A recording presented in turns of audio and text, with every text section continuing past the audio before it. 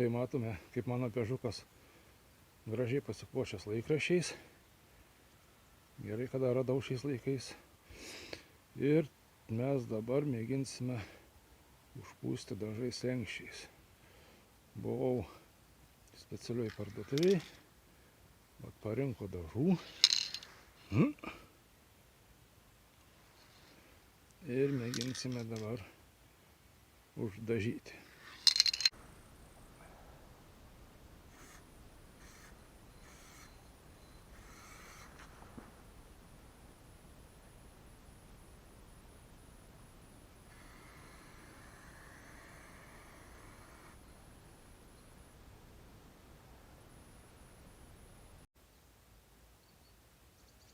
Na štai apsidažėme. Matysime, kai pradžius, koks vaizdelis bendras.